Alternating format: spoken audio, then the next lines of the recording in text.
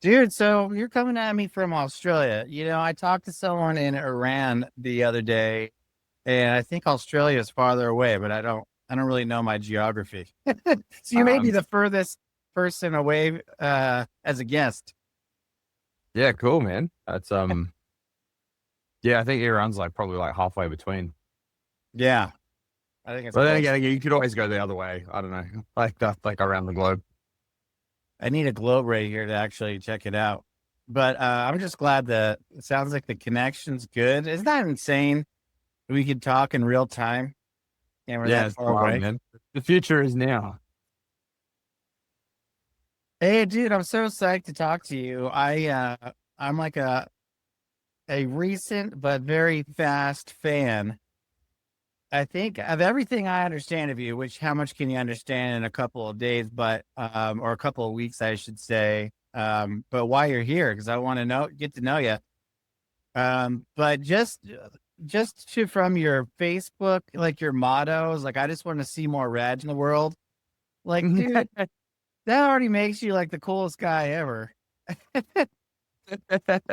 Thank you, And man. you're definitely delivering it for me with all the sick riffs that you're playing, that you're busking with out on the streets, and I'm sure with bands, and we'll get into all that. But man, I'm just such a fan. You shred, and seems like you're living your life to like its total fullest without um, shame or regret. Yeah. Well, I think I think like it's weird to say, but like I feel like I'm like I'm like actually terrified of like global climate collapse. Oh, So really? like so I'm like the world's literally gonna be uninhabitable in like 50 years anyways.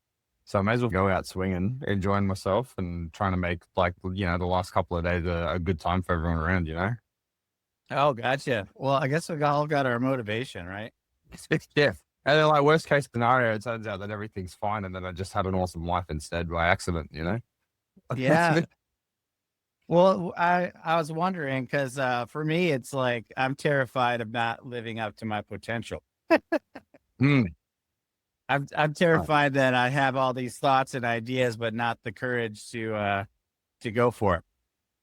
Yeah, it reminds me there's like that old saying of like choose what kind of hard do you want? Do you want the like what difficulty do you want? Do you want the difficulty of embarrassment now or the difficulty of regret later? Oh yeah, that's a good one. That hits home actually. So this is a heavy metal channel. I mean, we do other stuff. But my heart's all about heavy metal. I find out the more guests I interview that they kind of expand my horizons. I'm pretty limited in my upbringing and scope of heavy metal. I think until the last couple of years, I started to branch out a little bit more. But like, for me, it was really like the big four, which Mm. for it's also is good enough. It was good enough for me forever. And then I found Mastodon, Yeah, rip it. and yeah, we're on Mastodon Drive. I don't know if you can see that up there. Oh, awesome. That's sick. Yeah. And then Mastodon hit like all the buttons that I needed to hit, and just been up. They like run through my veins. Um, but I'm just starting to hear other stuff, and one of the things you're doing is introducing me to new music. Like a lot of the riffs you're playing, I'm like, what the hell is that? I need to look that up. Yeah, dude, that's a big part of the goal, honestly. There's like where every time I'm learning new songs, sometimes it's like a song that's just already popular. So like I feel like there's like a balance when busking. I've got to play some stuff that like is accessible and people know already. And then once I've got a crowd there, then it's like, all right, now I'm going to show you all the niche stuff so that you can go home and look it up and find new bands. Um, which I love. Like, that's one of my favorite things. If I play a song and then someone comes up afterwards and they're like, "Dude, what the hell was that?" Like, I need to Spotify whatever that was.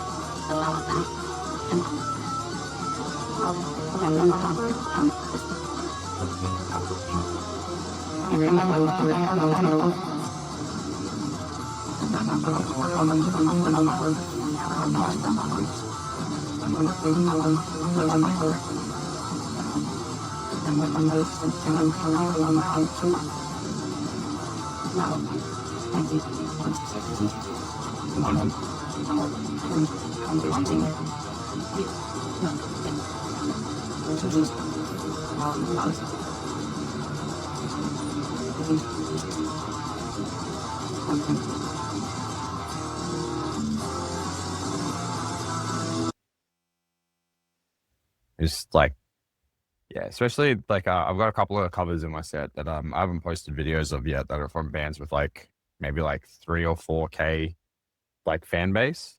Yeah. Like pretty small artists, and like that, it makes my day when someone comes up afterwards. They're like, "Man, who is that?" Like, yeah, go listen to them, man. They're awesome. Dude, it's working. It's working. It's definitely worked on me.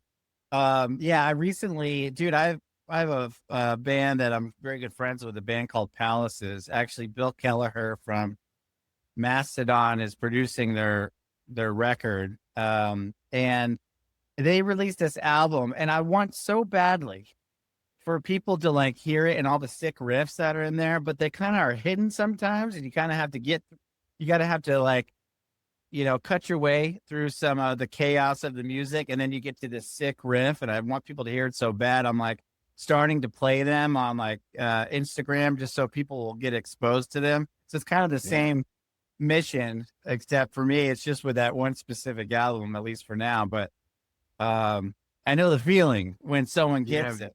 It gets introduced to it.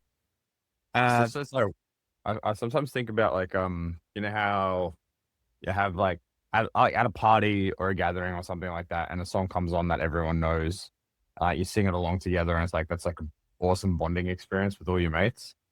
I definitely find that when I find music that's lesser known, I'm just like, I want to have that bonding singing moment where we all sing this song together, but you guys don't know it yet, so I've got to put in the prep work now to make you all get exposed to it enough times at enough parties where you all get it stuck in your head and then listen to it in your own time, and then eventually we'll have a party like 6 months from now, and then we'll all get to sing it together, and then I'll feel complete, and then I can move on to the next song.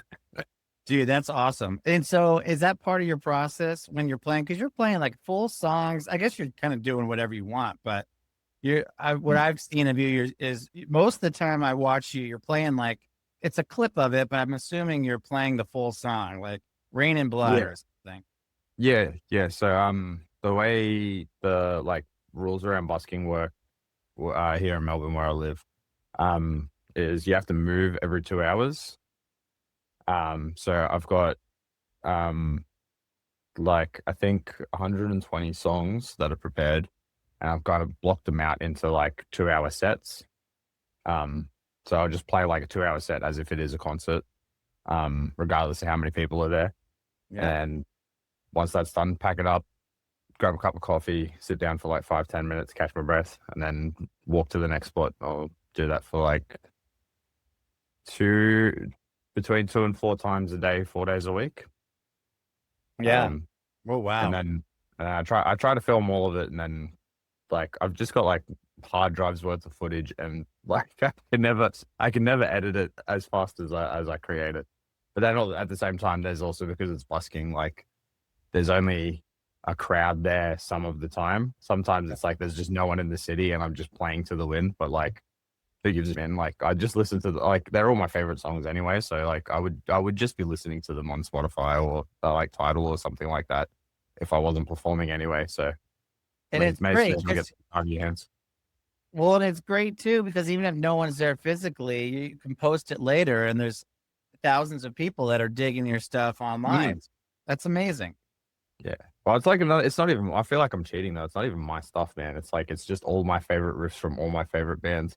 But I am really enjoying that, like, as people are coming to like the like Facebook and Insta page and that sort of stuff, like I'm just meeting people online who all have the same taste in music as I do. So Yeah. like I'm just like making all these friends online from people being like, dude, I didn't know you like Firefly as well. It's like, yeah, man, I love Firefly. Like, oh, I didn't know you like Death as well. That's awesome.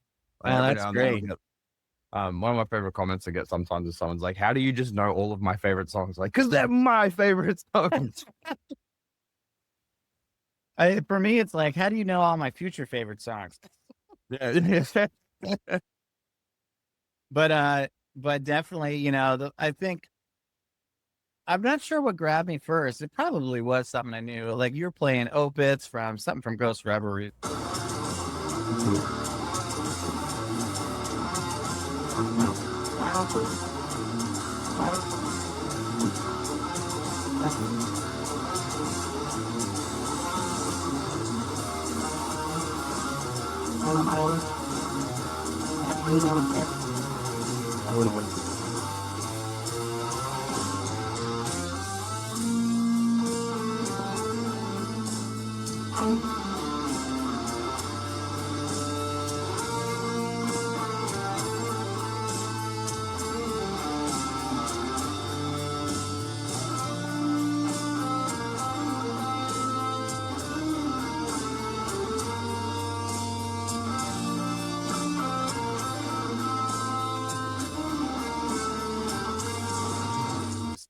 That was Yeah. awesome.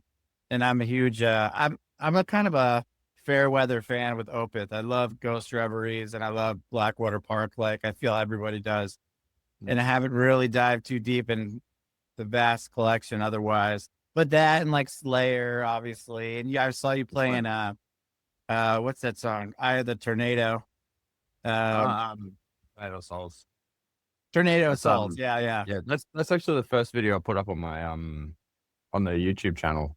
So like, Yeah, I was wondering because you weren't singing. I heard the yeah, back Dave Mustaine. well, like what? Because I've been busking like heavy metal stuff for like years now.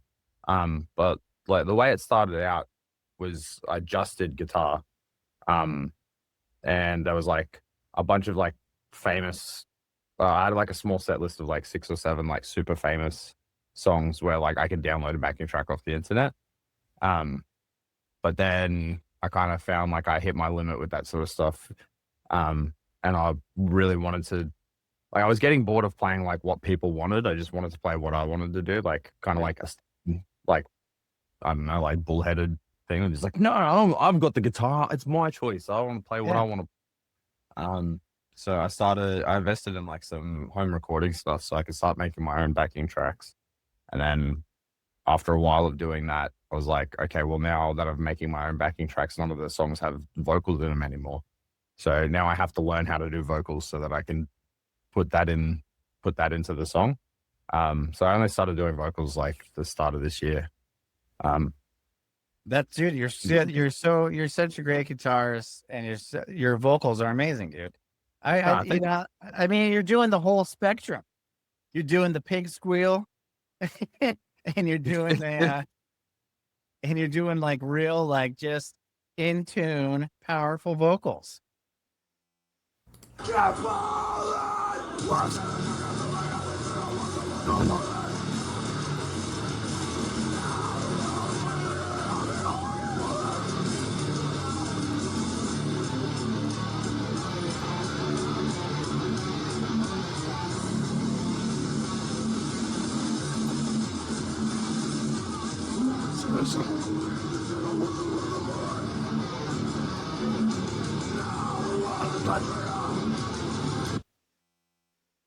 Yeah, thank you, man. It does help that my housemate is a vocal coach. So like, whenever I'll practice in my own time, but then if I ever hit like a snag where I'm like really struggling with like, oh, I'm struggling to breathe properly on this song, or like every time I do this, I get a headache, or my pitch is terrible here, I'll just like smash on his bedroom door. You're like, fix me, fix. um, but his name's James. He's really supportive too. So like sometimes if he walks past the room, he'll like hear me sucking and just be like, "You got it, man. Keep going." But like, "Thank you, dude." He's like, read from the diaphragm. Dude, yeah, literally, dude. If he sees this interview, shout out James. Shout out James. What's up, buddy? What time is it there? Is James asleep or is it? Yeah, 9:45. He'll be at the gym at the moment. Oh, okay. Right. James, get some big James at the gym. Yeah, I wanted to go into the technology a little bit. I'm not like, Oh yeah, sweet. I'm not a technology nerd, so some of it may go over my head, but I am curious about.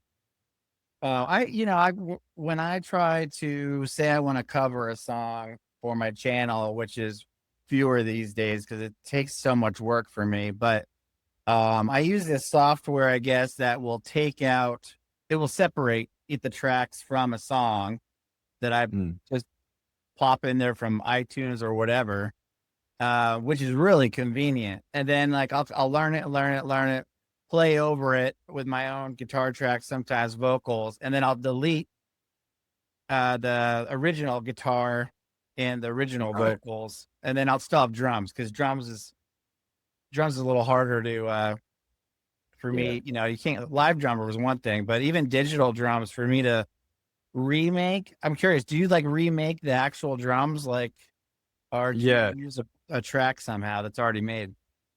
So it depends on the song. I guess like it's the more niche the song is, the more work it takes to make it. To make it happen. So like if something's like super popular, like say Megadeth or Iron Maiden, Metallica, some like one of those like massive names, there's usually like a backing track ready to go somewhere on the internet already. So it's like that's a lot of like that's done deal. Just download that and off you go.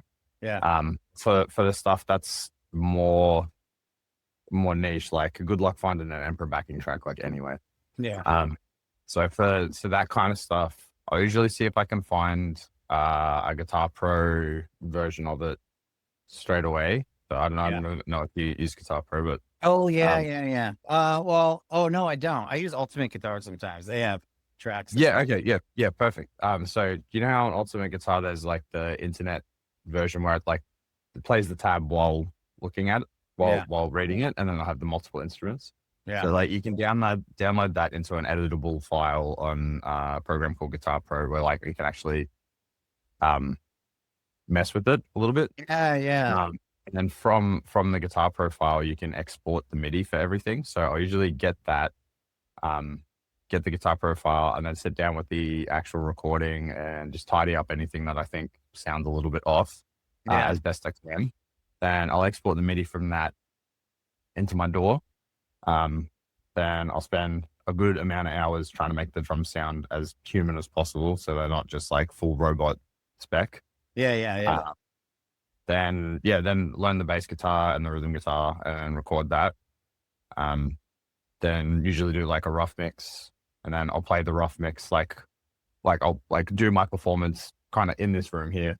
Through the speakers and make sure that my live guitar and vocals sound good against the backing track. You tweak it a little bit as necessary, then it's off to the races.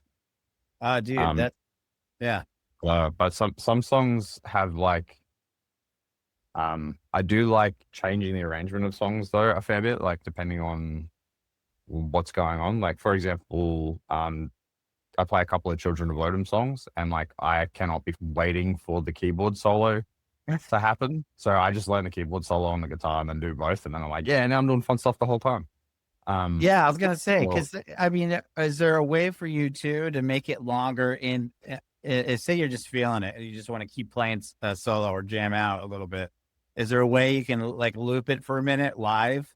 Oh, not at the moment, but that's actually something I'm working on at the moment. So I'm working on integrating Ableton into the performance rig so that I can do exactly that, so that I can like loop sections and make it feel more like I had a live band. If I was to able to, when you got a live band, you can be like sit on a riff or something like that and start encouraging people to interact. I can't really do that at the moment. Like the songs are just, they are what they are. Which is also kind of a little bit frustrating while I'm performing. Sometimes people will like try and talk to me while I'm like mid solo. and I like you try to be as polite as possible and be like, hey man, do you mind just chatting to me after I've finished doing the most difficult section of the song that requires all my concentration? And like, oh yeah, no worries, man. But if I can integrate this kind of looping stuff a bit more, then at least I could sit on the groove a little bit and then Yeah. interact with someone and then be like, all right, cool, now I'm gonna do my solo. Yeah, I'm glad you asked that. That's something I'm working on at the moment. Oh, that's cool. I thought maybe you had already gotten there. Because it was probably with songs I didn't know anyway, but I thought that maybe you were kind of going off the actual trail of the song or elongating it. But that's cool. So you're working on that piece. And I want to ask this question, even though I know the answer, and I think it's the question you get asked all the time, at least from reading your social media, about heavy metal in public. I think there's this weird, well, not weird. I think it's a natural assumption that, especially some of the deep cuts, right? Yeah. Where you think people aren't going to like it because in the general public, you think they want to hear, just pop music or something. But it sounds like you're finding that that's not the case. Yeah. To put my tinfoil hat on a little bit, I think that, well, here in Australia at least, this isn't tinfoil hat. This is just like actual facts. But we have the highest concentration of media ownership in the world behind like one other country. So we're like number 2 in terms of like all of our radio stations, newspapers, TV channels are owned by like 3 different people, and all of them sit on the same political agenda. Is that Murdoch one of them? Murdoch is one of them. Yeah. Yeah, Rupert Murdoch is one of them. So they control all of our radio stations, like every single one of them. So I think because a lot of music gets airplay that's tied to it's effectively this small group of people like a certain type of music, and then that's what they put on all their channels. But because those channels are the only channels, I think it gives this impression to the public like that's what everyone likes. But once you like actually go out into the world, like, and walk into a couple of different bars, like there's bars that play drum and bass, there's bars that play like cumbia, there's bars that play gypsy jazz, there's bars that play Irish folk music, there's bars that play heavy metal. Like, I think there's this perception that the world prefers pop music because we see pop stars as like being super rich and they're in the public eye a lot of the time. But I don't think that that's predominantly the case. Yeah. And I'm definitely finding that like when I've come out and play heavy metal, like crowds are gathering. Even for like the more extreme stuff, like even when I play like Behemoth songs, like small crowds will gather, and then there'll be a dude down the road who's playing Oasis covers who's got like one person standing there. It's like who's really entertaining the crowd. And I think people like variety as well. Like if everyone in the street is all doing Ed Sheeran and Taylor Swift covers, then everyone gets off because they're just like, I'm hearing the same song over and over and over again. But when you walk up the street and there's a dude ripping it on the trumpet, and there's another guy shredding guitar, and then there's another guy who's like wicked at keys, all doing different genres, like it really makes the street feel festive, I guess. Yeah. Yeah. And I think it's your charisma too, man. Because you feel it and you believe it when you're doing it. That's what I was thinking. Yeah.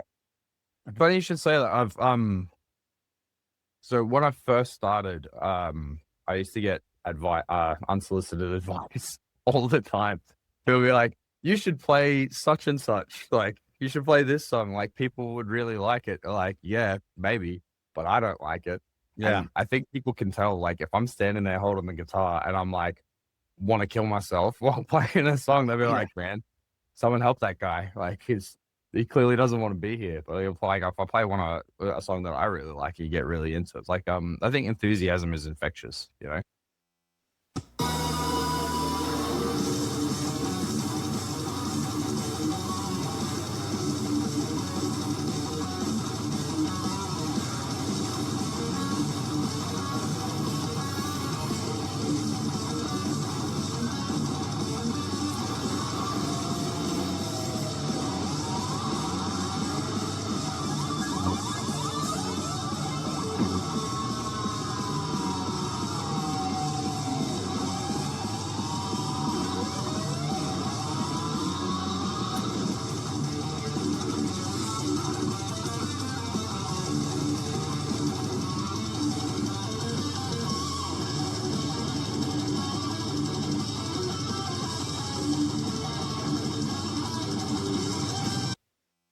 Like, Oh yeah, and it's just yeah. I was just thinking I would played I help out a cover band every once in a while. They play all this. They play a couple songs I like, and the rest I just really don't like. And they were asking me if to make it more of a permanent thing. I was like, man, I'm sorry, but I can't see myself working this hard to learn all these songs that I really don't like. And yeah, they appreciate that honesty. yeah. That is something I really like about specifically busking that I can't really access in more of a band format is like you literally can play like whatever.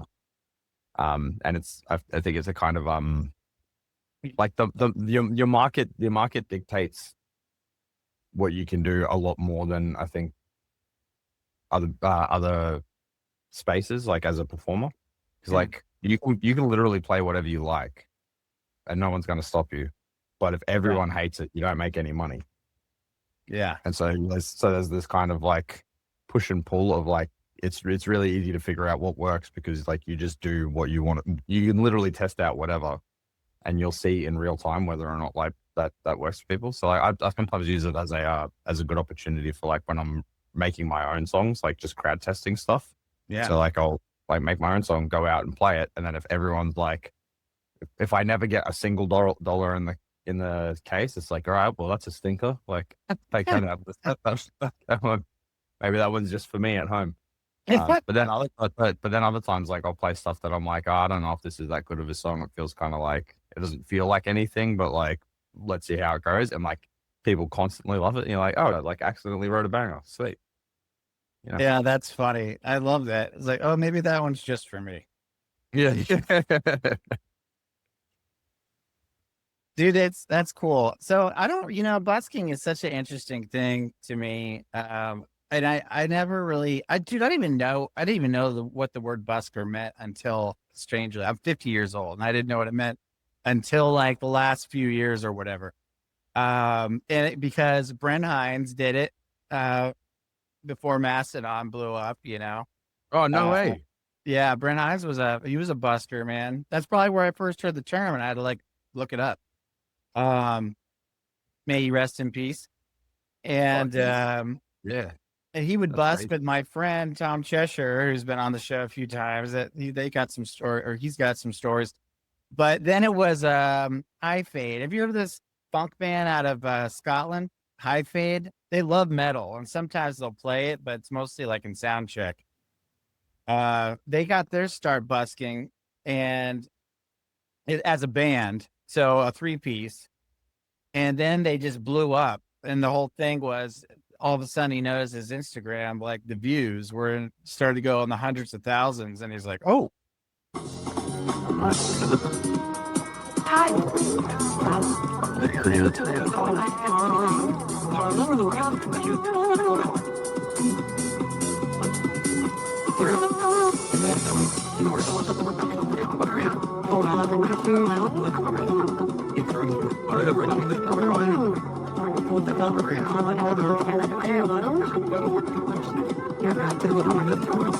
what's that all about?" Yeah. Yeah. Yeah. That's awesome, man. Yeah, now I actually interviewed them a year ago, maybe. I don't know when it was, but they tour the US, but it all started with busking. I just think that's so cool. But what you kind of talked about a little bit, but like, what do you think? What's unique to busking, the busking spirit? Like, what does it take to be a busker? I think like I think it's a unique format in terms of like no one's there to see you, like not like at a gig, people are there to specifically see your performance. So like your performance needs to be, I guess, interesting or novel enough to make someone like stop what they're doing. Yeah. Because like that kind of comes up in comments every now and then on videos where they're like, oh, how could someone walk past this? And like, well, easily, man. They got like work to do, or like they got grocery shopping, or like they're on the way to dinner date. Like that's how they can walk. Like no one booked in their calendar, like, 9:30 a.m., go find that dude who may or may not be on the side of the road playing heavy metal and come hang out with him for a half hour. Like, uh, yeah, so like your performance needs to be interesting enough to distract someone from something that they've already planned to do.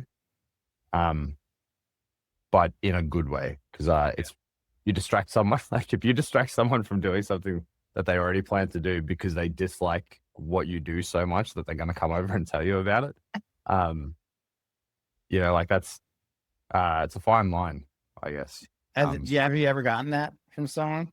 Oh, all the time, man. Like, especially when I first started, like I had really gear and like I wasn't nearly as rehearsed as I am now. I remember like I used to have like I called it my insult limit, where like I could only take so many people telling me that I sucked in a day before I'm like I have to go home because like just my feelings are hurt. Like, there was one time on my plant. It's like really close. Would have been like the first year I tried it out.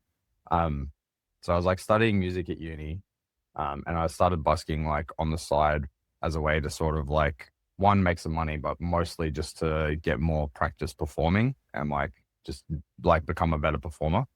And there's like this old lady stood there and waited for like 5 songs. Like played 5 songs, and I was like, yeah, I must be killing it because this chick's like sitting here, she's standing like the whole time. She came up afterwards after I finished. She's like, I just want to let you know that that's the most terrible thing I've ever heard in my life. I'm like, you waited 5 songs? Nearly a half hour to come tell me that? Like, bro, just get on with your day. Like, flip me off like a normal person, dude. Like, but I think like, yeah, I know. Like, I think you develop a bit of a tough skin. I think a skin from that sort of thing, but also like, some people can't articulate. Like, some people have legitimate complaints about your performance, but they can't articulate it in like constructive criticism way. So someone might be saying, you sound like, and what they mean is the mix out of the speaker is a little bit rough. It needs to be refined. Or you sound like, but what they mean to say is like your rhythm's a little bit sloppy today, but like they don't have that vocabulary to be able to point it out. Yeah. So like, oh man, that's like that's a uni right there for resilience. yeah. And intuition, what are they really saying? Yeah.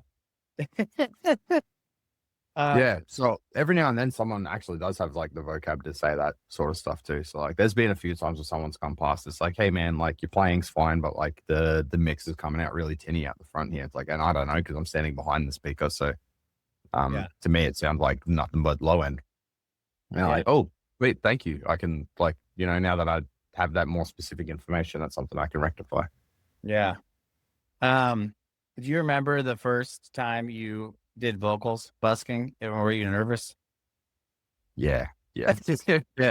I forgot like almost all of the lyrics, but because it was like because it's I think the first song I ever did vocals on busking was I think it might have been Behemoth track. But because the vocals were so harsh, like I forgot like a lot of the lyrics. But it just made like the noise. Yeah. It's just like no one understands what I'm saying anyway. It's like, you ever watch that old TV show Metalocalypse, like the old cartoon? Yeah. It's like there's one bit that always cracks me up. Where it's do we have any songs with Destiny in the title? Like, no, but I could just throw it in. No one understands what I'm saying. We got any songs with Destiny in the title? Oh, no, but I can stick it. It doesn't matter. No one can understand what I'm saying anyway. Yeah, dude, that's probably smart. I bet you did it on purpose in case you forgot the lyrics. Yeah, 100%. This just came to mind. I feel like busking and stand-up comedy are kind of similar in a way, because you're alone and unafraid, or alone and afraid sometimes maybe, but you just got to keep doing it to perfect your act. And with you, like, the technology, your own voice, evolving to include vocals at one point, and then now it looks like you're looking to evolve by including like a looping, mechanism if you want to like draw out a section longer. Yeah. I didn't think of that till just now. There's something cool about that. It's like an independence thing. Yeah. Well, it's one of the things I like the most about busking is like I get frustrated about like how every year there's like another fee or associated with playing inside a venue and it always comes out of the pocket of the artist. It's never like no one else is absorbing these costs except for the artists. And Yeah. like, so you got patrons won't pay more than like $15 to $20. And rightly so, they shouldn't have to pay more than that, like an hour. Like if the average wage is like $25 an hour, then I don't think a local gig should cost more than that, Yeah. So I don't think it's right for them to be forced to pay more. But then, something happens where the venue's like, now we're taking a cut of the merch. Now we're taking a cut of the door. Now we're taking a cut of this and a cut of that. Like I thought the relationship here was that we'd bring like 350 people into the venue who then drink all of the beer that you have, and then like the money from the beer is what keeps you open. Like, why are you dipping into our pockets? Whereas we're out on the side of the road, it's like there's no one in between me and the person who likes the music. So like even if they only throw in $3, we're only getting $3 a head from most gigs anyways. Yeah, it doesn't get any better, and it maybe even gets worse the bigger the band is. Like Live Nation. Do you guys have Live Nation out there? Yeah, I hate them. Shout out Live Nation. You guys fuck off out of our country, bro.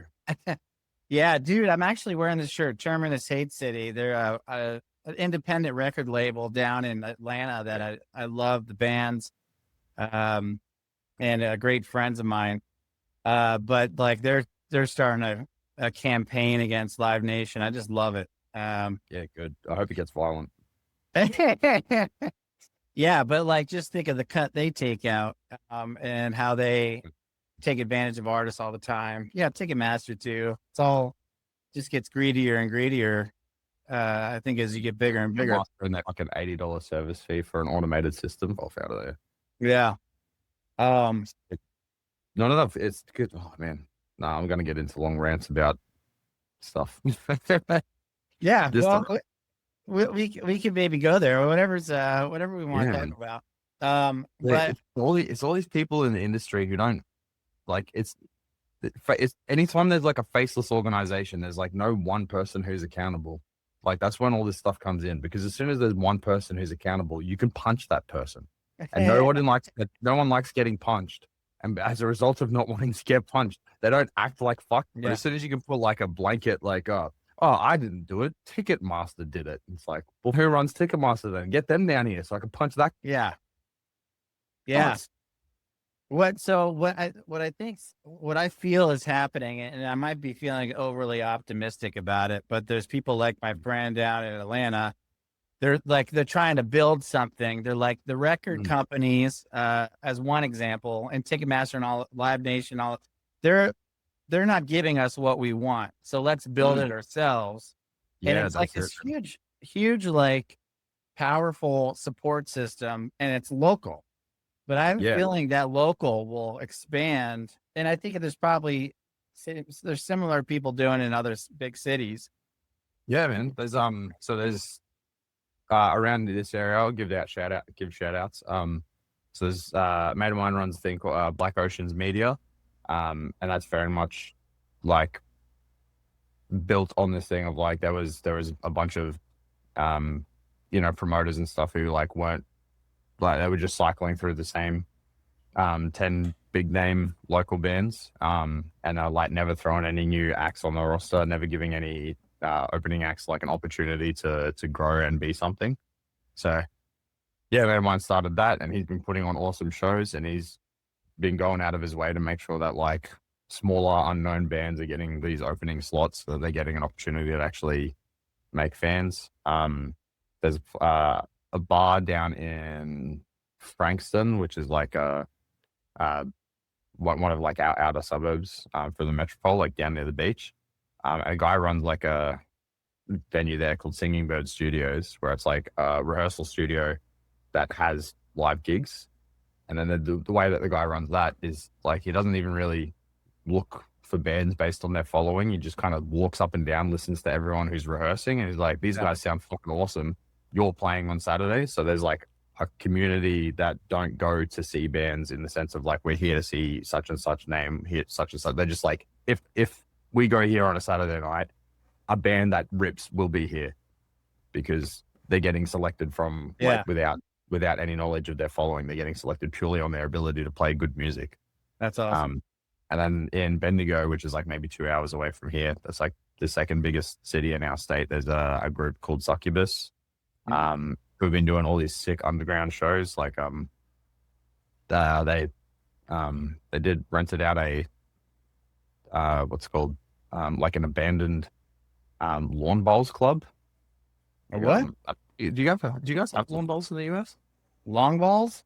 Lawn bowls. Yeah. Oh, lawn balls. We might have a different name for it, but it's like the heavy balls you lob to get close to the white one. Yeah. On the grass.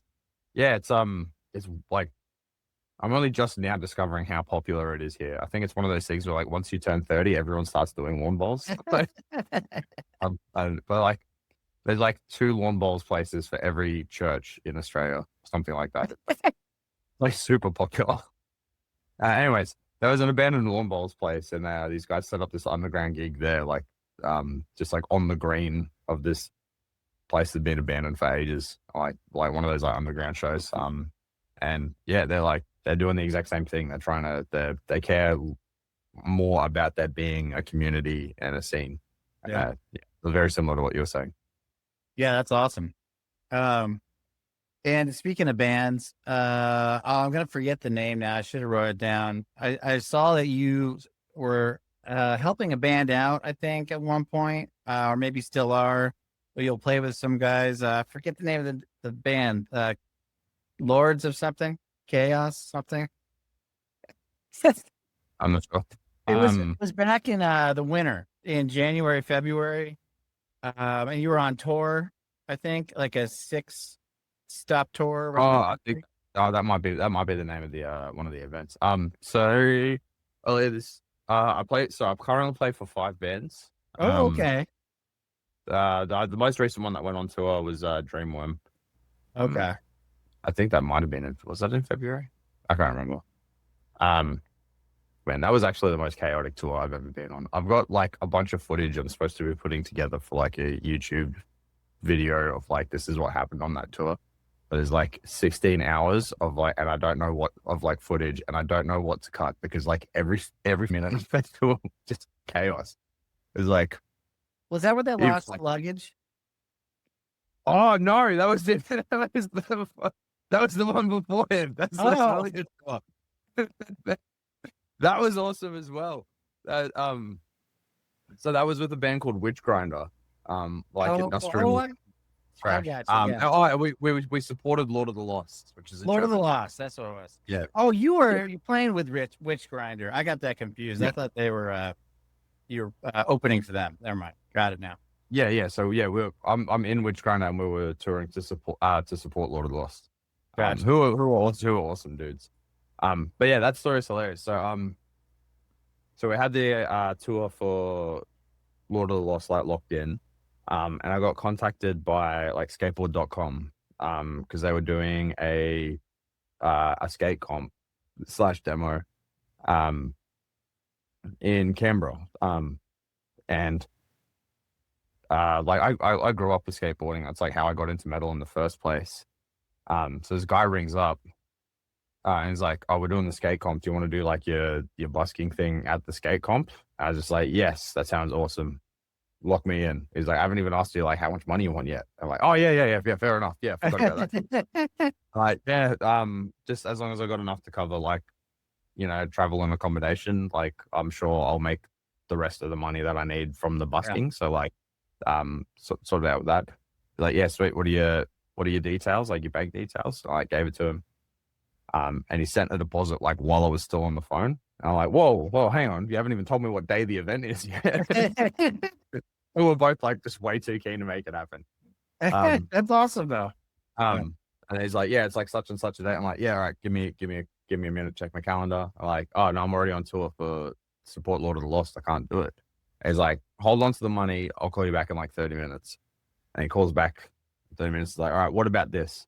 Where are you playing the night of the skate comp? I'm like, oh, Sydney. He's like, can we fly you from your tour to perform during the day and then fly you back to your tour?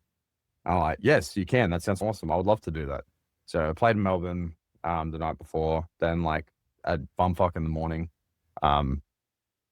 like fly off to Canberra to go play the skate comp, and then immediately fly from that to Sydney to play like the rest of the tour at night. I'm going to fly back from Canberra to, it was from Canberra to Adelaide. Yeah, Canberra to Sydney. All my luggage went missing. Which missed off because the flight had like 6 people on it. So you're like, how do you not put like, it's not like it was overcrowded. Like I could have just put like, I only had 2 things. I had like a box like that has my pedal board in it. And like I've used those like quilter power amps. I had like that and 1 guitar. And like to save space, I like pack all my clothes in the guitar case. So it's like there's like luggage. Those 2 items, they could have just put them on the seat next to me. It would have been fine. Yeah. But no, apparently they wanted to send them to Perth or something. I don't know. Anyway, so we get to Sydney, and I fill out all the paperwork, and they're like, yeah, sweet. Well, we're going to, once there's like another flight coming from Canberra, we'll have your luggage on that, and then we'll send it straight to the venue. Luckily we brought a spare guitar with us for the rest of the tour anyways. And some of the other bands like really saved our bacon. They hooked us up with an amp to use on the night. That performance is stressful is because we didn't have a noise gate or anything like that. So like, any footage from the show, I'm like ripping the out of the volume dial to like try and make all the sound. And no whammy bar, right? Yeah, so the spare guitar had a Floyd, but it didn't have the bar on the Floyd. So I'm trying to do all the dive bombs while like jamming my fingers into the thing and like lifting it up. Yeah. Like we still made it work. Yeah. And then we finally got the what's it called, the my gear came back like 10 minutes before we were supposed to be on stage when we got to Adelaide, like got delivered to us.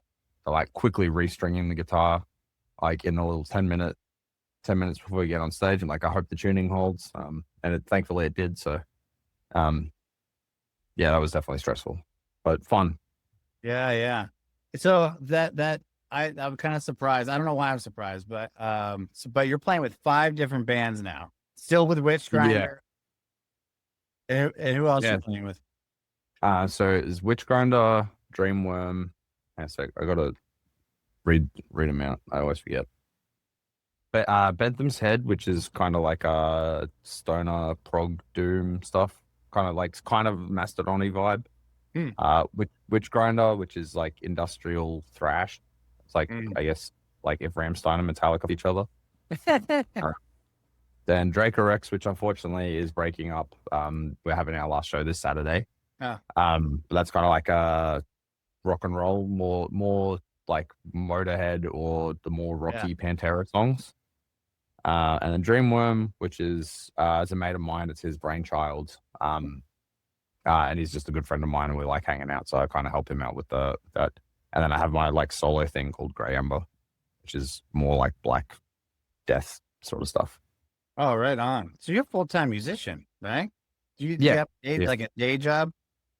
My day job is hauling and playing riffs. That's great, dude. My average day is like wake up, go to the gym, practice for 2 or 3 hours, and then do some sort of performance. So I usually busk in between tours.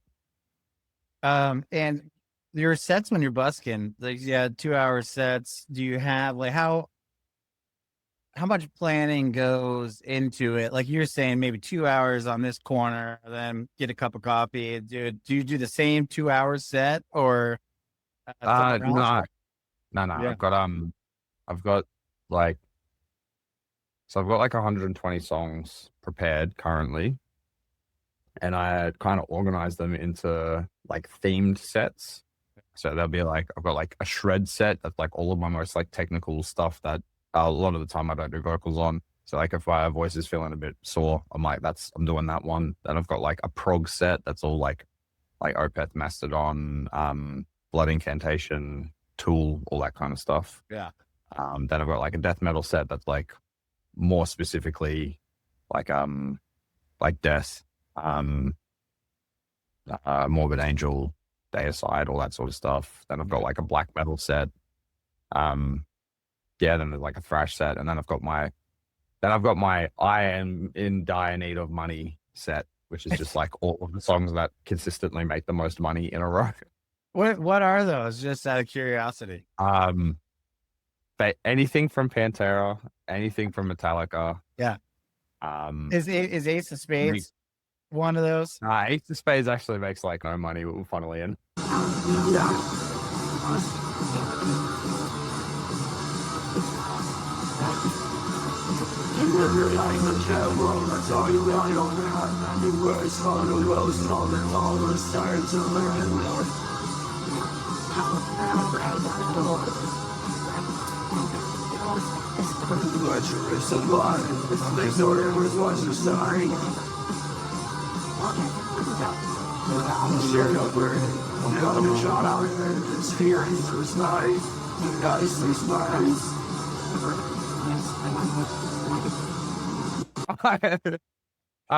got a couple of songs that are like they consistently don't make money, but I like playing them. So they're like think of them like morale. Like they're morale songs. Like I'll put them in this because like I usually put it at the start of the set because like it hypes me up for the rest of the night. I think so. Like Ace of Spades is one of them. Like that never really gets many tips. There's a song Conjuring the Cataclysm by Revocation. That's like one of my favorite songs to play.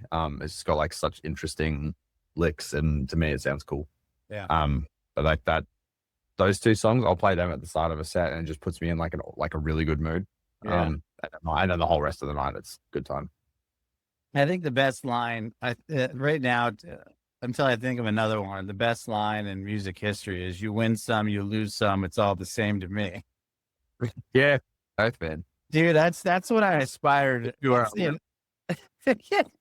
Well, that's the attitude I aspire to. Sometimes it's not all the same to me. Sometimes I put too much importance on some losses. But working on it. I love that song. I just played that for the first time to my 7-year-old daughter. Oh, awesome. She was like in the back going. Yeah, I remember playing like Tony Hawk's Pro Skater 3, and it was like I think that was like what because the songs are like listed alphabetically. That's like the first song that comes on when you like fire up a stage. Oh, really? That's cool. Yeah, that's like there's so many songs on there. I'm just like, man, this rips. I need to check this band out. That's awesome. I think a lot of people got introduced to metal via video games. In like Tony Hawk. Yeah, Tony Hawk, Guitar Hero, but like Need for Speed. Well, it's like I posted a clip of me playing Blood and Thunder, and like every second comment is like a Need for Speed gif. Like, wait, what did you make his what? Need for Speed, like old racing game. So because Blood and Thunder was on the soundtrack, so like every second comment is like a gif of like Need for Speed. Dude, I that might have been where I came across you actually, because I'm friends with like a ton of Mastodon fans, and so I think someone reposted it because of that. I think what's his name, Brann Dailor reposted. There was like a video of like I'm like up to the outro, and like a dude just appears with a beer.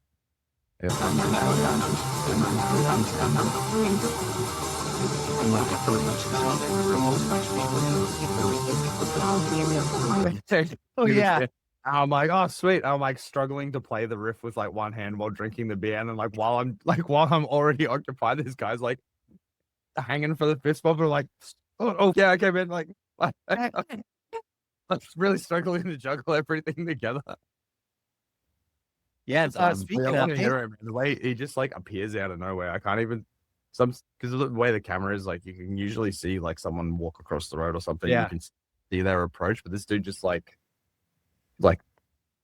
he magics himself into the area with beers. I'm like, yeah, that's my guy right there.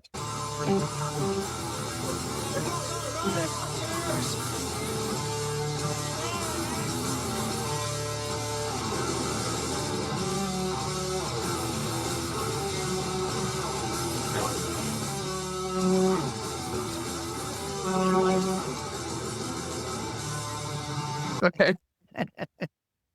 oh, that's funny. And Brann reposted it. That's pretty cool. Yeah, I think that's there's like 2 videos that really helped the channels start getting some traction. And there's that one, and then there was another one that did where I was playing Pray for Plagues by Bring Me the Horizon, and Jelly Roll's band like just happened to be there, and they all clearly like used to be metalcore kids or something like that. But like they knew every word and they're like jamming out with me. But I had no idea who they were. I like post this video and like every comment's like, isn't that Jelly Roll's drummer? Isn't that Jelly Roll's guitarist? And I'm like, I don't know. And then he ends up jumping in the comments and being like answering everyone's thing, being like, yes, that is me. I'm here to hang out. I'm like, cool. That's one of those things. Like, get out of the house and cool stuff happens. That's awesome, man. Well, you deserve all of that. The clothes everyone's wearing that I've seen connected to him, I'd say so. Yeah. Unfortunately, man, I've actually got to run.